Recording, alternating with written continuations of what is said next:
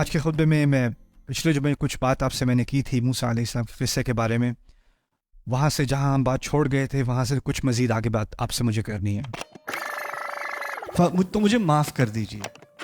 فغفر لہ، اور اس کی بنیاد پر اللہ تعالیٰ نے انہیں معاف کر دیا. فغفر لہ، یہ آخری بات. اس پہ ایک اور خطبہ کے بھی انشاءاللہ میں بھی اگلے ہفتے کریں گے کہ اللہ تعالیٰ نے جب انہیں معاف کیا ہے تو کیا انہیں معلوم تھا کہ اللہ تعالیٰ نے انہیں معاف کیا کہ نہیں؟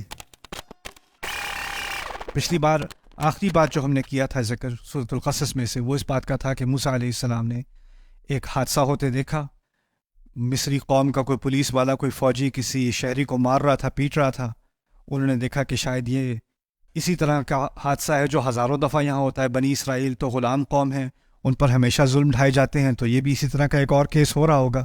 تو انہوں نے فیصلہ کیا کہ وہ جا کر مدد کریں ظالم کے خلاف. تو انہوں نے جا کے پولیس والے کو یا فوجی کو مکہ مار دیا. فقضى علیہ، اللہ تعالیٰ بتاتے ہیں کہ وہیں اس کی موت ہو گئی. اور اسی وقت موسیٰ علیہ السلام کو اس بات کا خیال آیا کہ یہ جلد بازی شیطان کا عمل تھا. فوراً الفاظ ان کے منہ سے یہ نکلے ہیں، قال هذا من عمل الشیطان. انہوں نے کہا یہ شیطان کے عمل میں سے ہے. انه عدو مضل مبین، کہ وہ دشمن ہے اور وہ گمراہ کرتا ہے. یہاں گمراہی کے لفظ پہ ہم نے پچھلی دفعہ زیادہ بات نہیں کی تھی، آج یہاں سے شروع کریں گے. اصل میں انسان کی نیت اچھی ہو اور وہ کوئی ظلم ہوتے دیکھے، کوئی ناانصافی ہوتے دیکھے، تو انسان کی فطرت میں ہے کہ وہ اس کے خلاف کوئی اقدام کرے، کچھ کرنے کی کوشش کرے. بڑی مشہور ہے حدیث رسول پاک صلی اللہ علیہ وسلم، من رآ منکم منکرا، تم میں سے کوئی خراب چیز کوئی دیکھے، فلیغیرہ بیدہ، تو ہاتھ سے بدلے. فمن لم یستطع فبلسانہ، اگر نہ کر سکے تو کم از کم زبان سے تو کرے. ومن لم یستطع فبقلبہ، اور نہ کر سکے تو کم از کم دل میں تو اس کو بری لگے. وذالک اضعف الایمان، وہ ایمان کی سب سے کمزور حالت ہے. تو یہ تو ہم سب کو معلوم ہے کہ اگر کوئی برا ہو رہا ہے اور آپ بس کھڑے تماشا دیکھ رہے ہو تو یہ ایمان کے خلاف ہے.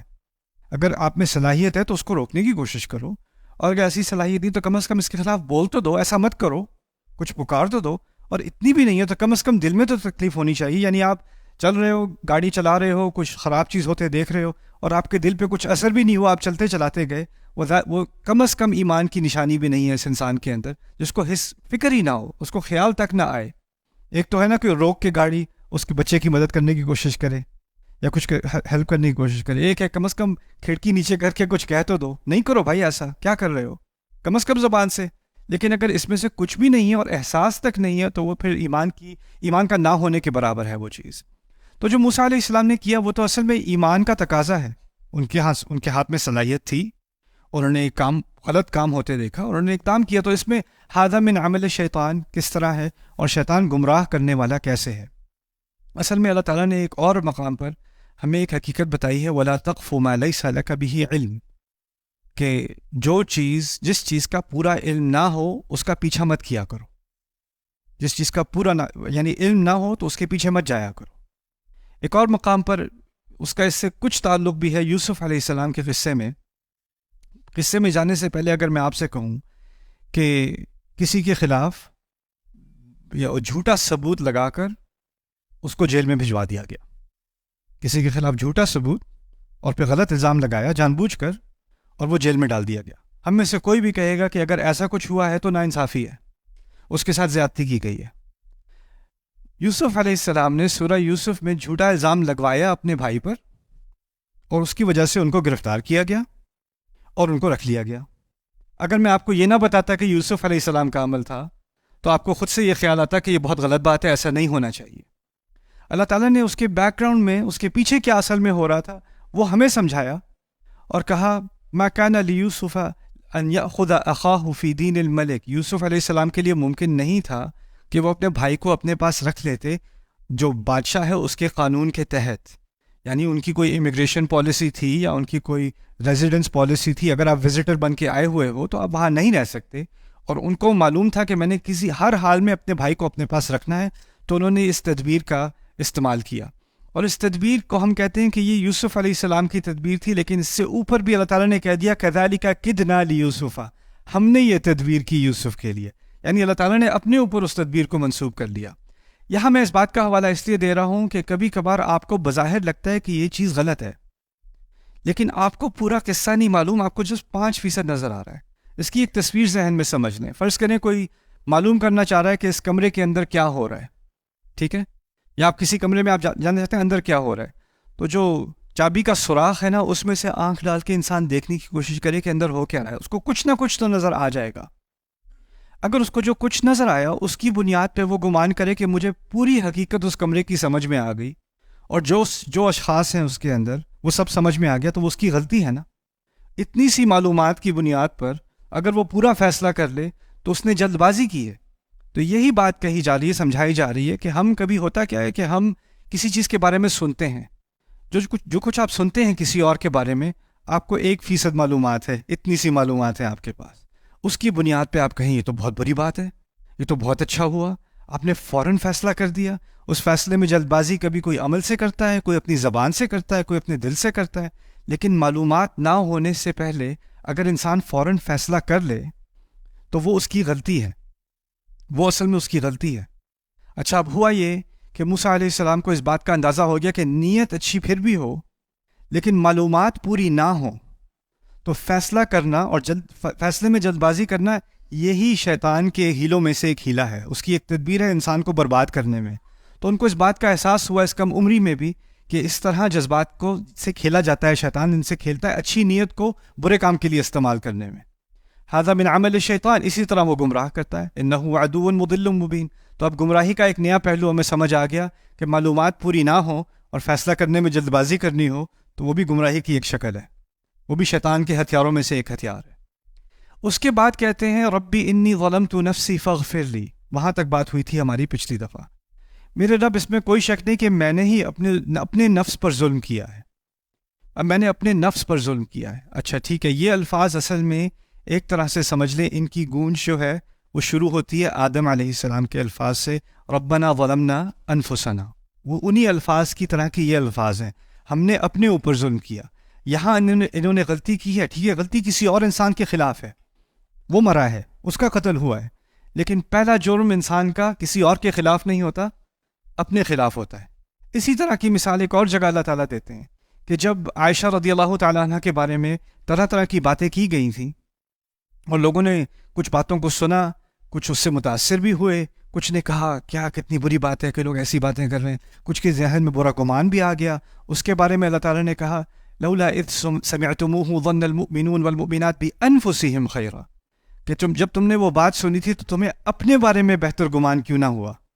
اللہ تعالیٰ نے یہ سوال پوچھا، یہ نہیں کہا ان کے بارے میں بہتر گمان کیوں نہیں کیا، کہا اپنے بارے میں بہتر گمان کیوں نہیں کیا۔ یعنی اصل میں جو گناہ میں کرتا ہوں یا آپ کرتے ہیں، اگر کسی کے خلاف بھی کر رہے ہیں تو اس کے خلاف تو آپ نے جرم کیا ہے، لیکن اس سے پہلے آپ نے اپنے نفس کے اوپر ظلم کیا ہے، اس کا پہلے اعتراف کرنا پڑے گا، میں نے اپنے ساتھ زیادتی کی ہے، اللہ نے میرے اندر ایک نور ڈالا ہے، میرے اندر ایک روح ڈالی ہے، ایک ہدایت ڈالی ہے، اور میں نے اس کو زخمی کیا ہے، اس نور کو میں نے کم کیا ہے۔ تو ربی انی ظلمت نفسی، میں نے تو اپنے اوپر ظلم کیا، میں نے اپنے اوپر زیادتی کی، فاغفر لی، تو مجھے معاف کر دیجئے۔ اب یہاں پر سوچنے کی بات یہ ہے کہ موسیٰ علیہ السلام، اس وقت میں یاد دہانی کے لیے آپ کو بتا رہا ہوں کہ ان کو جو نبوت اور رسالت کا جو منصب ان کو ملا تھا، وہ مصر سے جانے کے بعد، شادی ہونے کے بعد، بچے ان کے ہو چکے تھے، ان کو جا کے وہ آگ نظر آئی ہے پہاڑی کے اوپر جو صرف انہی کو نظر آئی ہے، وہاں جاتے ہیں تو اللہ تعالیٰ ان سے ہم کلام ہوتے ہیں، اس عمر میں جا کے وہ رسول بنے ہیں جب اللہ تعالیٰ نے انہیں چنا ہے۔ وَأَنَا اخْتَرْتُكَ فَاسْتَمِعْ لِمَا يُوحَىٰ إِنَّنِي أَنَا اللَّهُ، وہ کلام جو سورۃ طٰہٰ میں بھی ہے، قصص میں بھی ہے اور مقامات پر بھی ہے۔ لیکن ابھی یہ نوجوان آدمی ہیں، ابھی یہ رسول نہیں بنے، نہ یہ ابھی نہیں نبی ہیں۔ اس کا مطلب کیا ہے کہ ان پر ابھی وحی نہیں آ رہی، ان کا یہ قصہ نبوت سے پہلے کا قصہ ہے۔ اس بات کو یاد رکھنا بہت اہم ہے اس واقعے کو سمجھنے کے لیے۔ انہوں نے جب معافی مانگی ہے اپنی غلطی کی، تو وہ ایسے ہی ہے جیسے کوئی بھی مسلمان جو نبی نہ ہو، کوئی بھی مسلمان معافی مانگتا ہے اپنی غلطی کی۔ عام مسلمان میں اور نبی میں کیا فرق ہے کہ نبی سے اللہ تعالیٰ ہم کلام ہوتے ہیں، نبی کو غیب سے خبر آ جاتی ہے، نبی کو معلوم ہو جاتا ہے کیا کرنا ہے کیا نہیں کرنا، اس کو براہ راست کمیونیکیشن ملتی ہے۔ میں جب اللہ تعالیٰ سے دعا کرتا ہوں کہ مجھے معاف کر دے میرا رب، مجھے کوئی براہ راست کمیونیکیشن نہیں آ رہی کہ میں معاف ہو گیا یا نہیں ہوا، مجھے کوئی ضمانت نہیں آ رہی۔ میں نے استغفار تو کر لی ہے، لیکن مجھے کیسے پتہ چلے کہ اللہ نے معاف کیا یا نہیں کیا؟ ہو سکتا ہے میں نے بڑی استغفاریں کر لی، لیکن دل میں رہتا ہے خیال کہ پتہ نہیں اللہ نے یہ قبول کی ہوگی کہ نہیں، اتنا بڑا گناہ ہے، اتنی بڑی غلطی مجھ سے ہو گئی ہے، کیسے معاف ہو جائے گی؟ میں کچھ اور جتنا بھی کر لوں شاید یہ کافی نہیں ہے، شاید میرا دل اتنا پاک نہیں ہے کہ اللہ اس کو قبول کر لے، شاید میری استغفار میں کوئی کمی ہے، شاید میری اچھے اعمال میں، کیونکہ اللہ نے ایک اور مقام پر کہا ہے سبحانہ و تعالیٰ ان الحسنات یذہبن السیئات، اچھے اعمال برے اعمال کو مٹاتے ہیں، تو شاید میرے اچھے اعمال اتنے اچھے ہیں ہی نہیں کہ وہ اس برے عمل کو مٹا سکیں. تو آپ کو اپنی استغفار پہ شک کہ شاید وہ اتنی اچھی نہیں ہے، پھر اپنے اعمال پہ شک، پتہ نہیں حج قبول ہوا ہوگا کہ نہیں ہوا ہوگا، یہ عمرہ اللہ نے مانا کہ نہیں مانا، یہ روزے رمضان کے مانے گئے کہ نہیں مانے گئے، میری نیت پوری طرح پاک تھی یا نہیں. ہر معاملے میں انسان اپنے آپ پہ شک کرنے لگے کہ شاید اس کا معیار ایسا نہیں ہے کہ اللہ اس کو قبول کرے. یہاں یہی سوال جو ہم اب کبھی اپنے آپ سے پوچھتے ہیں، وہی سوال پوچھنے کا حق موسیٰ علیہ السلام کو بھی ہے. ان پر ابھی رسالت نہیں آ رہی، کہیں سے وہی نہیں آئے گی کہ تم نے معافی مانگی تو میں نے تجھے معاف کر دیا، تو ان کے پاس ایک ضمانت آ گئی، گارنٹی آ گئی، اللہ کا اپنا کلام براہ راست آ گیا. ابھی وہ نبی نہیں ہے. اللہ تعالیٰ فرماتے ہیں انہوں نے یہ دعا مانگی کہ میں نے غلطی کی، مجھے معاف کر دیں. اللہ تعالیٰ فرماتے ہیں فغفر لہ، اس وجہ سے، فاس کو فا سببیہ کہتے ہیں، جس کی وجہ سے اللہ تعالیٰ نے انہیں معاف کر دیا. فغفر لہ انہ هو الغفور الرحیم، بے شک وہی ہے جو بہت زیادہ معاف کرتا ہے، بہت زیادہ ڈھکتا ہے گناہوں کو، اور بہت ہی محبت اور خیال کرنے والا ہے، رحیم. اچھا، یہ بات تو اللہ تعالیٰ نے کہہ دی. اب اللہ نے اپنی طرف سے بتا دیا، اپنے نقطۂ نظر سے، کہ وہ معاف ہیں، لیکن اس کا مطلب اب بھی یہ نہیں ہے کہ موسیٰ علیہ السلام کو معلوم ہے کہ وہ معاف ہیں، ان کو ابھی بھی نہیں پتا. اگلی آیت سنتے ہیں موسیٰ علیہ السلام کیا فرماتے ہیں. کہتے ہیں ربی بما قال ربی بما انعمت علی فلن اکون ظہیرا للمجرمین، میرے رب جو نعمت آپ نے میرے اوپر ابھی کی ہے، اس کی وجہ سے میں کبھی کسی مجرم کی سپورٹ نہیں کروں گا، میں کسی مجرم کی مدد نہیں کروں گا کبھی بھی، ایسا میں کبھی نہیں بنوں گا. آیت کے پہلے الفاظ کیا ہیں؟ کیوں نہیں کروں گا؟ کیونکہ آپ نے میرے اوپر بڑا انعام کیا ہے.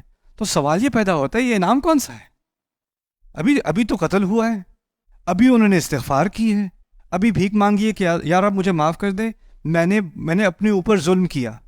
اور اس کے بعد فوراً ان کے اگلے الفاظ ہیں اللہ تعالیٰ تیری بڑی نعمت ہے میرے اوپر، اور اس نعمت کی وجہ سے میں آئندہ ایسی غلطی نہیں کروں گا، فلن اکون ظہیرا للمجرمین. یہاں سے قرآن جو حکمت ہمیں سکھا رہا ہے وہ یہ ہے لا تقنطوا من رحمت اللہ ان اللہ یغفر الذنوب جميعا. اللہ تعالیٰ کی رحمت سے مایوس نہ ہو، مسلمان کو کہا ہے. اس میں کوئی شک ہی نہیں ہے کہ اللہ تمام گناہوں کو معاف کرے گا. اب یہاں جو چیز میں نے سیکھی وہ کیا ہے اور آپ نے سیکھی وہ کیا ہے کہ جب انسان صاف دل سے، خلوص سے، اس کو ندامت ہے، اس کو شرمندگی ہے اپنی غلطی پر، اور اس نے اللہ تعالیٰ کے سامنے اعتراف کیا اپنی غلطی کا اور توبہ کی ہے اور معافی مانگی ہے، تو اللہ اپنی طرف سے ضمانت دے رہے ہیں، گارنٹی دے رہے ہیں کہ اللہ نے، اس میں کوئی شک ہونا ہی نہیں چاہیے کہ اللہ تعالیٰ نے معاف کر دیا، بلکہ یہ استغفار کرنا یہ اللہ تعالیٰ کی طرف سے ایک بہت بڑی دی ہوئی نعمت ہے. بہت سارے لوگ ایسے ہوتے ہیں، غلطی کرتے ہیں اور پھر بہانے بناتے ہیں، دیکھو میری غلطی نہیں تھی، میرے اوپر پریشر بہت تھا، میری غلطی نہیں تھی، دیکھو سوسائٹی ایسی ہو گئی ہے، میری غلطی نہیں تھی، حکومت نے یہ کیا تھا، میری غلطی نہیں تھی، میری فیملی خراب ہے، میرے پیرنٹس ایسے ہیں، میرا بھائی ایسا ہے، میرا وہ ایسا ہے، وہ ایسا ہے، سب کی غلطی ہے، میری نہیں ہے. لیکن اگر انسان میں اتنی صلاحیت ہو کہ غلطی کرنے کے بعد اس میں اتنی عقل ہو کہ سارے بہانے ڈھونڈے بغیر، اس وقت دیکھیں موسیٰ علیہ السلام کی صورتحال دیکھیں، وہ بہت سارے بہانے بنا سکتے ہیں. وہ یہ کہہ سکتے ہیں یہ تو ہر روز اس طرح کرتے ہیں، تو مجھے کیسے پتا ہوتا کہ آج یہ ظالم ہے اور یہ مظلوم ہے؟ آج سے لاکھ دفعہ پہلے یہ سارے فوجی یہ ظالم ہوتے ہیں اور بنی اسرائیل والے مظلوم ہوتے ہیں، تو مجھے کیسے پتا ہونا تھا کہ ایک دن یہ مظلوم ہے اور دوسرا ظالم ہے؟ میں کیسے معلوم کر سکتا تھا؟ مجھے تو اس بات کا علم نہیں ہو سکتا تھا.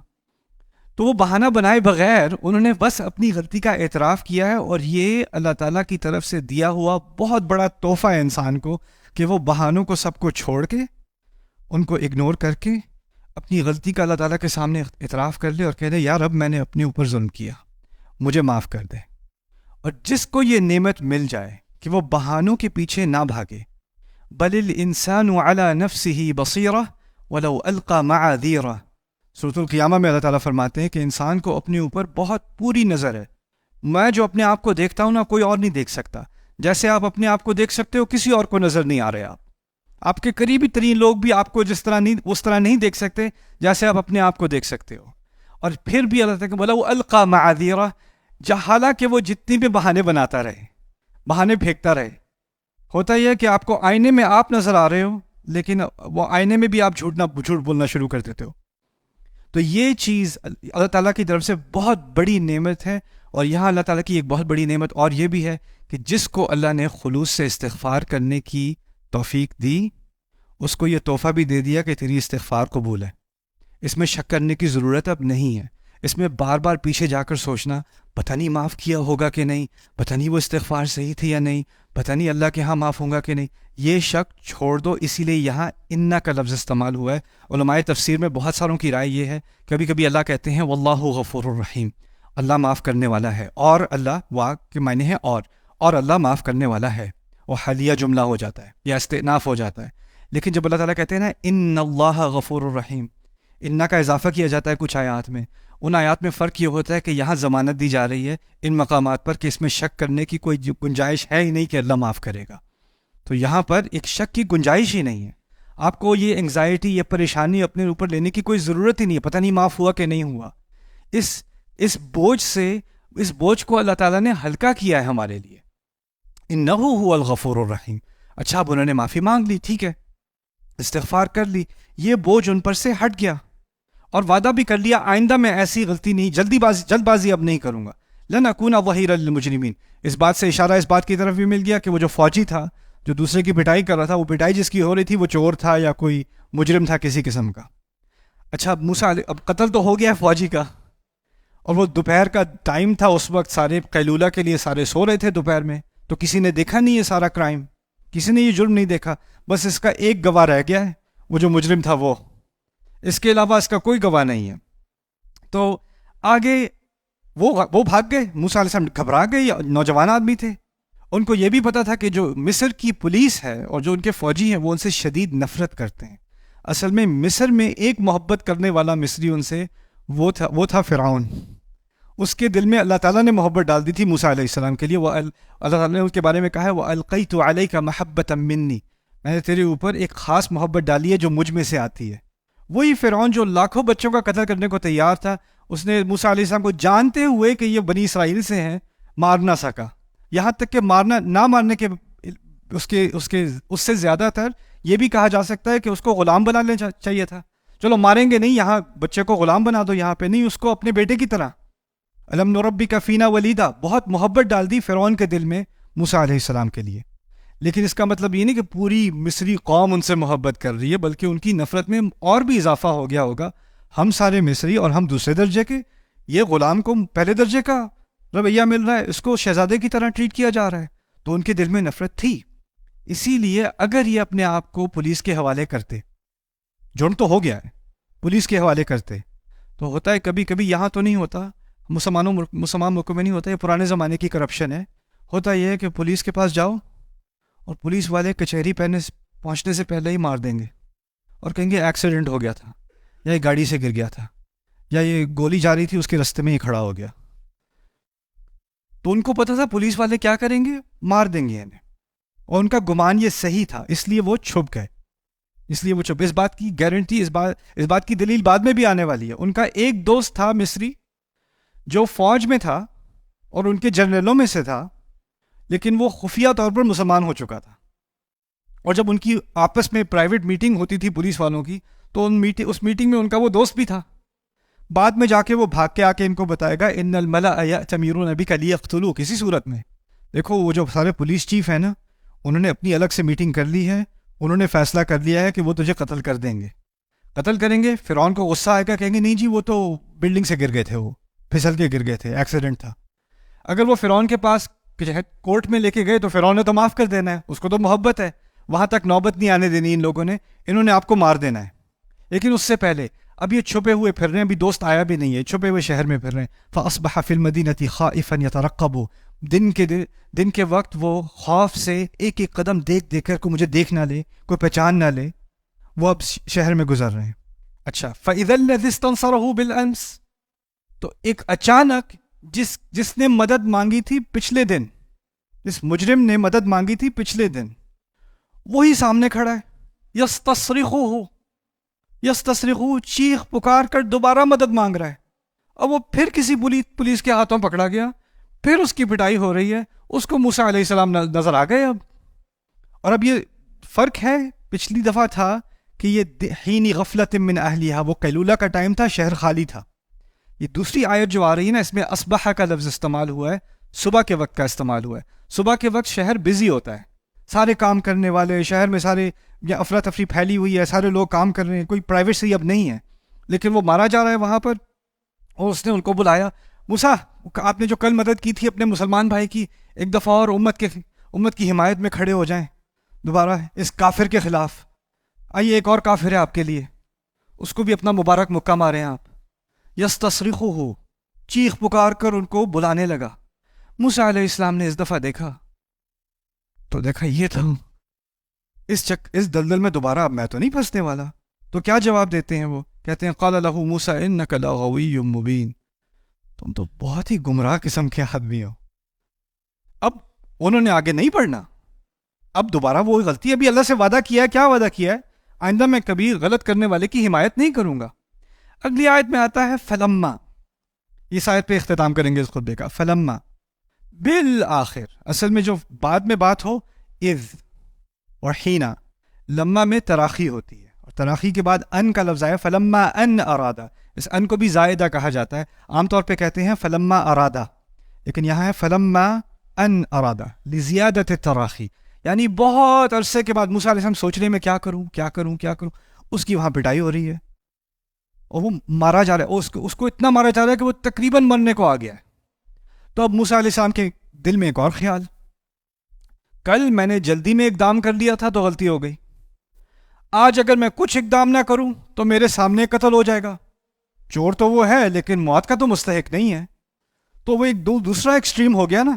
ایک ایکسٹریم ہوتا کیا ہے کہ اگر انسان سے ایک غلطی ہو جائے تو کہ میں اس غلطی کے کبھی قریب بھی نہیں آؤں گا، اور وہ میں اتنا دور ہو جاؤں گا اس سے کہ میں دوسری طرح کی غلطی شروع کر دوں گا.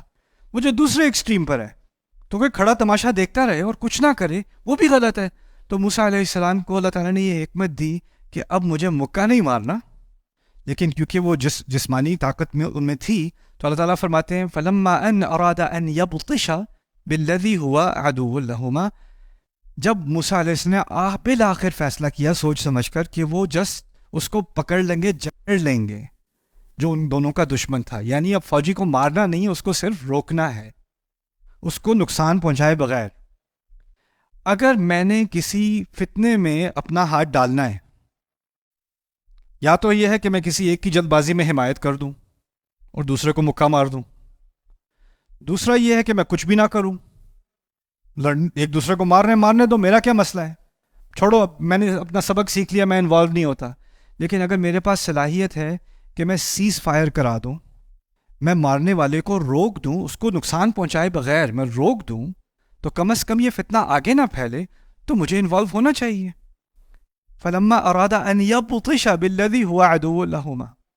اچھا وہ آئے آخر کار، سوچ سمجھ کر وہ بڑھ رہے ہیں، وہ لیٹا ہوا ہے مجرم زمین پہ، اس کو منہ پہ مکے پڑ رہے ہوں گے. اس نے سائڈ سے دیکھا موسیٰ علیہ السلام آ رہے ہیں. جب اس نے دیکھا موسیٰ علیہ السلام آ رہے ہیں تو اس کو غلط فہمی ہوئی. اس نے سوچا پتہ نہیں کل کی وجہ سے غصہ ہوگا انہیں، تو یہ اس کے ساتھ مل کے یہ بھی مارنا شروع کر دیں گے. تو یہ فوجی کے تو میں 20-30 مکے کھا لوں، ان کے مکے کا وہ ایک بھی لگ گیا تو کام ہو جانا ہے. تو اب اس کو لگا کہ یہ تو ایمرجنسی ہے بھائی، جان بچانی ہے، اب میں کیسے جان بچاؤں؟ موسیٰ آ رہے تھے اس کو بچانے علیہ السلام، وہ سمجھ رہے اس کو مارنے آ رہے ہیں. اس کو غلط فہمی ہو گئی. اس نے کیا کیا؟ فوراً آواز پکارتا ہے اونچی آواز میں، یا موسیٰ اتريد ان تقتلنی، کیا تو مجھے قتل کرنا چاہتا ہے؟ کما قتلت نفسا بالامس، جیسے کہ تو نے کل قتل کیا تھا. سب کے صبح میں ہے، سارا رش ہے، سب لوگ آئے ہوئے ہیں، اور اس نے سب کے سامنے ان کے جرم کو ایکسپوز کر دیا. یہاں پہ ایک بڑی حکمت سکھائی ہے قرآن نے. کچھ لوگ ہوتے ہیں جن کی آپ بڑی اچھی نیت سے مدد کرتے ہو، اور وہ آپ کو پھسلا کر اپنے جرم میں پھنسا لیتے ہیں. اور جب وہ آپ کو اپنے جرم میں پھنسا لیں، اب ان کے پاس یہ معلومات آپ کے خلاف ایک اختیار ہے، اور جب موقع ملے گا اپنی جان بچانے کا تو وہ آپ کو بڑی سہولت سے ذبح کرنے کو تیار ہو جائیں گے. تو فوراً سب کے سامنے کما قتلت نفسا بالامس ان تريد الا ان تكون جبارا في الارض وما تريد ان تكون من المصلحين. آپ تو بس یہاں اپنی زبردستی کرانے آئے ہیں، ہاں؟ آپ کو اصلاح کرنے نہیں آیا یہاں پہ. سارا فوکس اس کی. اب جو پولیس والا تھا جو چور کو پکڑ کے اس کو مار رہا ہے، اس کو بھی پتا ہے کہ اس کا فیلو پولیس آفیسر کل مارا گیا تھا، اور اب اس کو اس کا قاتل مل گیا. تو یہ کیس تو چھوٹا ہے نا اس کے مقابلے میں. تو سارا زور اب آئے گا کس کی طرف؟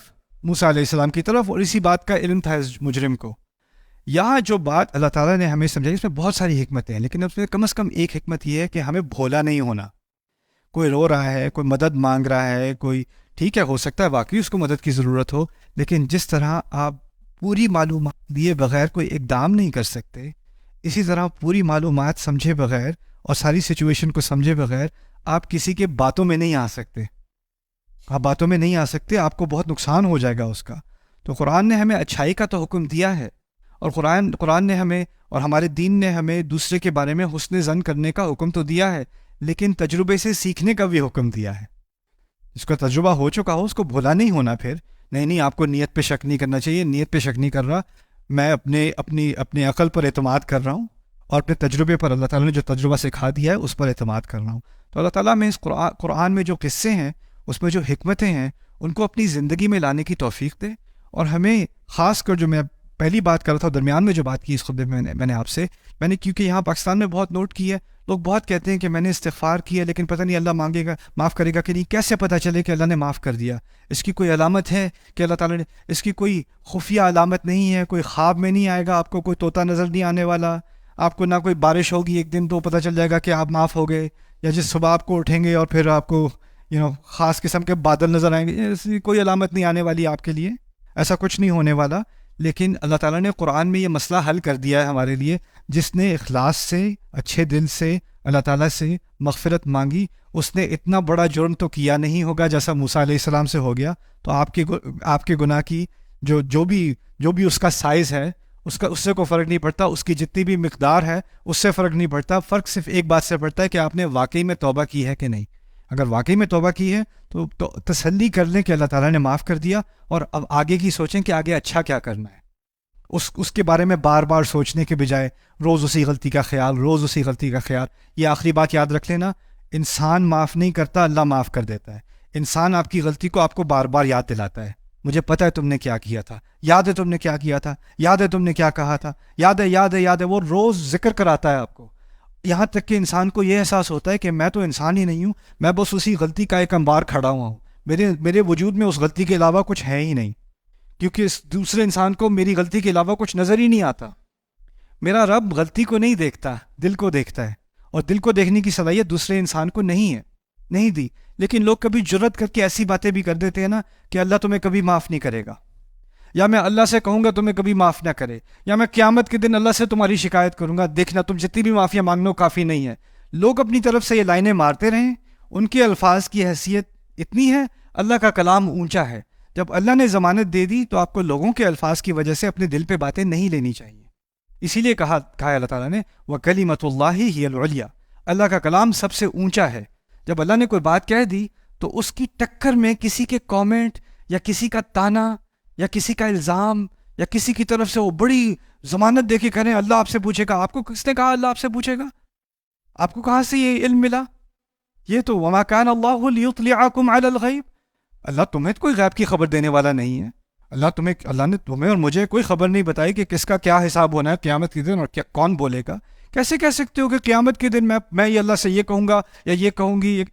جس دن اللہ تعالیٰ کہہ رہے ہیں لا يتکلمون الا من اذن له الرحمن، جس دن کوئی بولے گا ہی نہیں سوائے کہ اللہ الرحمن اجازت دے دے.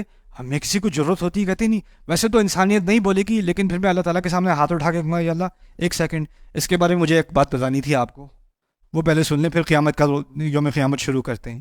یہ کیا نان سینس ہے، یہ کیا مذاق ہے اللہ کے کلام کے ساتھ. تو ہمیں اللہ تعالیٰ کے کلام کو سنجیدگی سے لینا چاہیے، اور اس میں جو دھمکی ہے اس کو سیریس لینا چاہیے، اور اس میں جو تسلی ہے اس کو بھی دل تک لے لینا چاہیے. بارک اللہ لی ولکم فی القرآن الحکیم ونفعنی وإیاکم بالآیات والذکر الحکیم. I hope you guys enjoyed that video clip. My team and I have been working tirelessly to try to create as many resources for Muslims to give them first steps in understanding the Quran all the way to the point where they can have a deep, profound understanding of the Quran. We are students of the Quran ourselves, and we want you to be students of the Quran alongside us. Join us for this journey on BayyinaTV.com, where thousands of hours of work have already been put in. And don't be intimidated, it's step by step by step, so you can make learning the Quran a part of your lifestyle. There's lots of stuff available on YouTube, but it's all over the place. If you want an organized approach to studying the Quran beginning to end for yourself, your kids, your family, and even among peers, that would be the way to go. Sign up for BayyinaTV.com.